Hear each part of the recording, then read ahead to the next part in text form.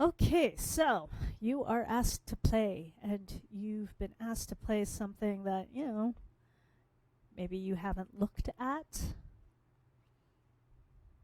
and you don't know, and maybe it's, a little bit beyond your level. What do you do?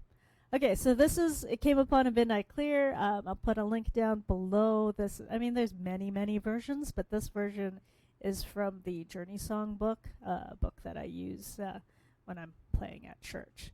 So we'll just take a look at that first line there. So the most important things that you will need to do when you're playing is zoom in on that melody. I guess it really depends if people are singing or not.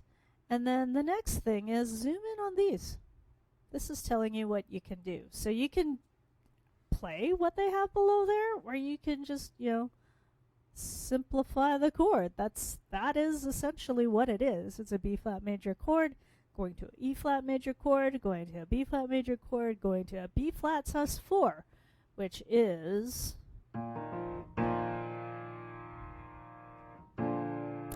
usually resolves to, if it's a B flat sus4, it will resolve to B flat. If it's an E flat sus4, it will resolve to an E flat major chord. Moving down along the line here, we got a C7. That's your dominant 7th chord of F major. So if you're not familiar with the pop rock way of labeling of chords, look them up. It'll make life so much easier. My ConCan students, actually my RCM students, are starting to learn this anyhow. So yeah, you guys have no excuse.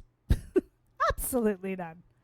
Now this layout here is laid out in SATB form. Soprano, alto, tenor, bass. Not the most piano friendly. So, those scales, chords, and arpeggios that we learn, you can totally use those. Okay, if you're a really good sight reader, you could just play it as written. I suppose you could.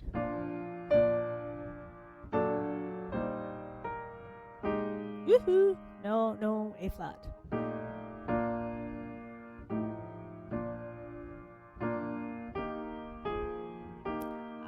For some reason, my brain is in E flat major today.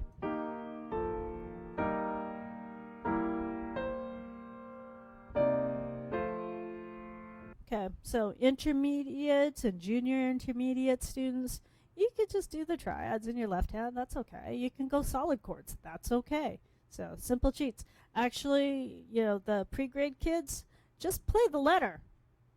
That note. So just play the B flat. So to the E flat.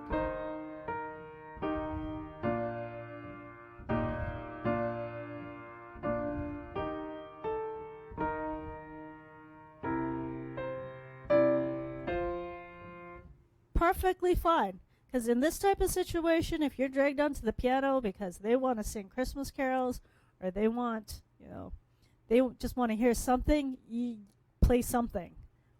Simplify it so that it's easy to play. Those of you who know your triads, add the triads. Just do them solid. Keep it simple. So.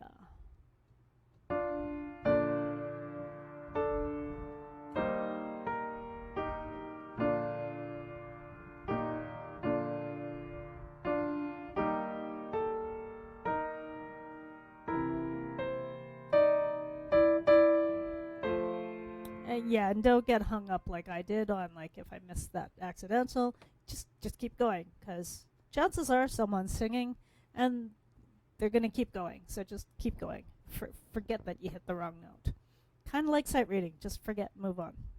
So you'll also notice that I didn't play all the, I didn't come down on every single beat or pulse.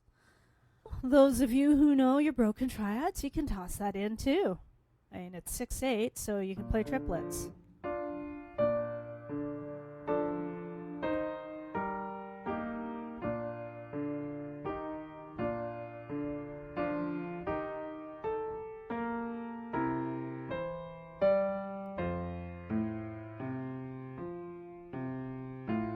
Woo!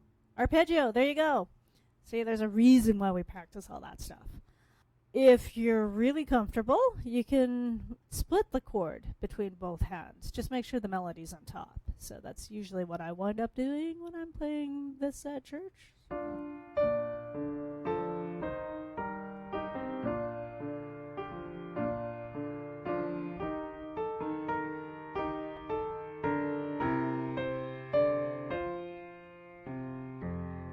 Now, you see, you might have noticed that I did some kind of adjustment there. Because we were going from an E flat chord to a C, I decided to just walk down to it. So you can totally do that. Those are a few chording hacks. So hopefully that helps you see that you can totally cheat there. Just do what it takes to get through the song. Actually, if you are lucky and people know the song and they're singing, you can just jam on the chords, really. We'll get more into jamming, but you could just do broken triads and solid triads.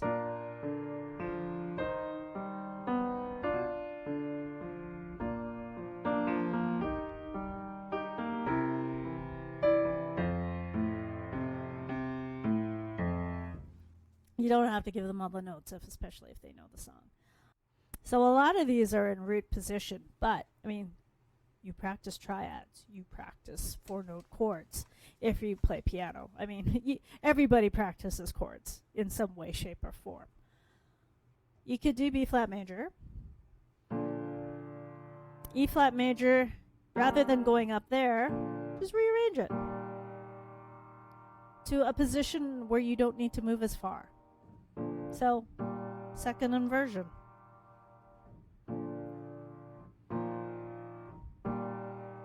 Now that C7 could do this,